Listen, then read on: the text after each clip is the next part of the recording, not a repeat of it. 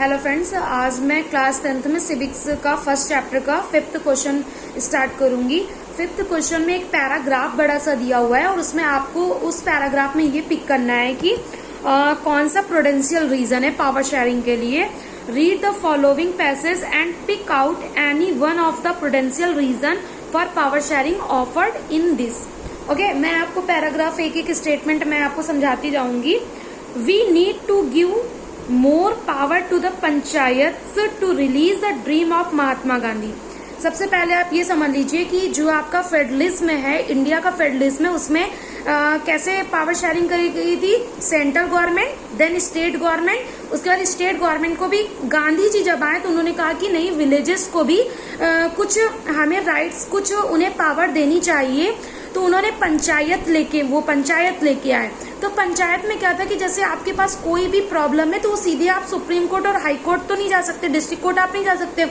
बहुत सारे ऐसे जैसे खेत का कुछ बंटवारा वाला सीन रहता था, या फिर कुछ घर का थोड़ा थोड़ा घर का भी रहता था। और पहले वो वाली भी एक सिस्टम चला आ रहा था कि हमारे बाबा उनके यहाँ काम कर रहे, फिर उनके तो मतलब पीढ़ी दर पीढ़ी ऐसे काम करते, वो लोग जो ऋण के बोझ में दबे चले जाते थे। तो ऐसी भी प्रैक्टिसेस आ रही थी। तो उस सबको खत्म करने के लिए अब कहाँ पर कुआं चाहिए, कहाँ पर सड़क चाहिए, किनको बीज चाहिए, किनको इरिगेशन के लिए पानी चाहिए, तो वो सारी चीजें प्रोवाइड कराने के लिए और एक न्याय हो सके, एक जस्टिस हो सके, तो वो कौन जाता था, वो उनके लिए पंचायत राज की व्यवस्था कराई गई।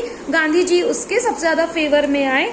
तो इनका पहला है, we need to give more power to the panchayat to realise the dream of Mahatma Gandhi. तो क्या ये प्रूडेंशियल रीजन है कि पावर शेयरिंग इसलिए करनी चाहिए कि महात्मा गांधी का ड्रीम पूरा हो पाए।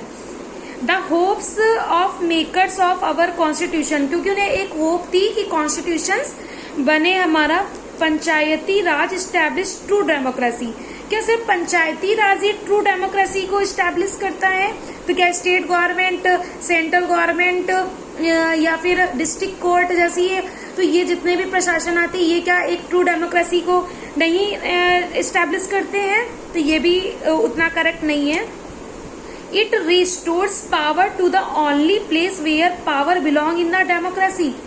ये भी आपको बिल्कुल सही नहीं है। In hand of the people, ये भी कुछ खास नहीं है। Giving power to panchayat is also a way to reduce corruption and increase administrative efficiency. सबसे पहले मैं इस लाइन का मतलब बता दे रही हूँ। इस लाइन का मतलब ये है कि हमें पंचायत को कुछ पावर्स दे देनी चाहिए जिससे करप्शन रुक जाए और हमारा एडमिनिस्ट्रेटिव इफिशियंसी भी इंक्रीज हो। कहने का मतलब है कि जैसे कोई एक गांव है, मैंने मान लिया कि आपके गांव में एक स्कूल है, तो एक स्कूल, एक डिस्ट्रिक्ट में कितने सारे गांव होते हैं और उसमें उस डिस्ट्रिक्ट के गांव में भी न जाने कितने स्कूल्स होते हैं। उस स्कूल में टीचर आया कि नहीं आया, तो डिस्ट्रिक्ट का जो एडमिनिस्ट्रेशन होगा, जो डिस्ट्रिक्ट ऑफिसर होगा, जो डीपीओ होंगे, डिस्ट्रिक्ट एजुकेशन ऑफिसर होंगे या ब्लॉक एजुकेशन ऑफिसर होंगे, कितने ही स्कूल्स को वो देख लेंगे, तो उसमें कितने टीचर्स आए, कितने बच्चे हैं, क्या नीड है, क्या नहीं है। अगर आपकी स्टेट गवर्नमेंट ने, पहले तो आप ये चीज याद रखना, जो आपका एजुकेशन आता है वो सेंट्रल गवर्नमेंट और स्टेट गवर्नमेंट, उसमें दोनों एक आपकी इंडेक्स होती है जिसको सूची बोलते हैं, शेड्यूल भी रहता है। तो उसमें केंद्र सरकार और राज्य समवर्ती सूची का ये विषय है आपका शिक्षा।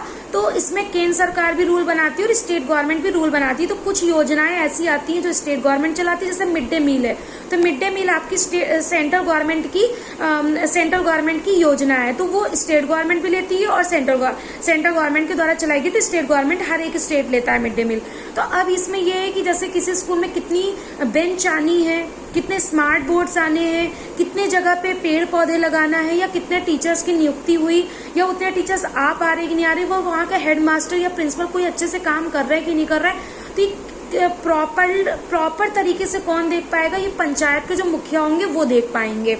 या फिर बच्चों को जाने के लिए सड़क की व्यवस्था है कि नहीं है, या फिर जो उनकी स्कॉलरशिप आई है वो उनको मिल रही, इनको यूनिफॉर्म मिल रही कि नहीं मिल रही, ये सारी चीजें इनको क्या है, ये हमारी पंचायत के लोग देख सकते हैं, मुखिया देख सकते हैं, या वहां से जो भी और भी नियुक्त लोग हैं वो अच्छे से देख सकते हैं।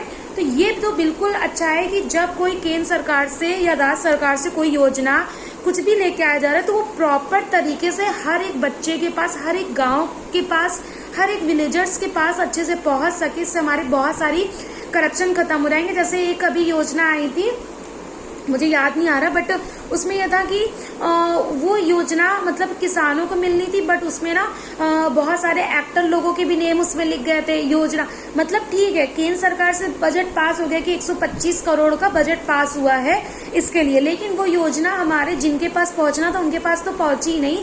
तब हमारे और भी बॉडीज होती हैं हमारी, जैसे कैग है या और भी हमारी बॉडीज है जो उसकी करप्शन की चेकिंग करते हैं। बट ये वाला बिल्कुल पंचायत से बहुत सारे करप्शन हमारे रुक जाते हैं और एडमिनिस्ट्रेशन भी अच्छे से हमारा वर्क करते हैं, क्योंकि पंचायत के पास भी पावर होती है। When people participate in the planning and, हाँ, तो जो ये वाली लाइन लिखी हुई है, giving power to panchayat is also a way to reduce corruption and increase administrative efficiency is a prudential reason। तो ये आपका prudential reason बनता है। आगे और भी लाइन्स हैं। When people participate in the planning and implementation of development schemes, they would naturally exercise greater control over these schemes। ये सब बिल्कुल बहुत वैसी वाली बातें नहीं। इसमें कहा गया है कि जब किसी को कोई, जैसे एक होता है ना, कब किसी को कोई पद मिलता है तो ऑटोमेटिक बुद्धि काम करने लगती है, किसी को स्कीम मिलती है, ऐसा जो है तो ना, किसी को स्कीम के तहत पैसा मिला तो उसके अंदर वो इंटेग्रिटी है, वो ईमानदारी है कि वो उस तरह से करे। क्या पता वो भ्रष्ट हो, सारे ऑफिसर्स उसमें मिल जाएं, आसपास के लोग मिल जाएं, सब उसमें पैसा बांट ले, तो ऐसा नहीं होता कि वो अच्छे से कर लेंगे। This would eliminate the corruption middle man, this panchayati raj will strengthen and foundation of our democracy. तो हाँ, ये वाली लाइन भी इसमें सही कह रहा है कि हाँ, इस तरह क्या होगा कि जो बीच में एक बिचौले तरह का जो मिडिल मैन बन जाता है उसके बीच में पैसा नहीं रुकेगा। धीरे धीरे धीरे धीरे, आज भी पंचायत होने के बाद भी करप्शन होते हैं, बट हमें जागरूक होना पड़ेगा, तब जाके इसीलिए एजुकेशन को स्प्रेड किया जा रहा है कि एटलीस्ट आपको पता चल सके कि कौन सी योजनाएं चल रही हो, कौन सी योजना के तहत आपको रुपए आ रहा है या कौन सी चीजें प्रोवाइड की जा रही है, तो आप अच्छे से समझ सको। तो अगर इसमें इस क्वेश्चन में प्रूडेंशियल रीजन पूछा गया है तो आपका ये लाइन बिल्कुल करेक्ट होगी। Giving power to panchayat is also a way to reduce corruption and increase administrative efficiency. मुझे लगता है इस लाइन को पढ़ने के बाद आपको पूरे टॉपिक का, पावर शेयरिंग का मतलब समझ आ गया होगा कि पावर शेयरिंग कहाँ कहाँ पर नीडेड है और किस तरह वो वर्क करती है। Thank you.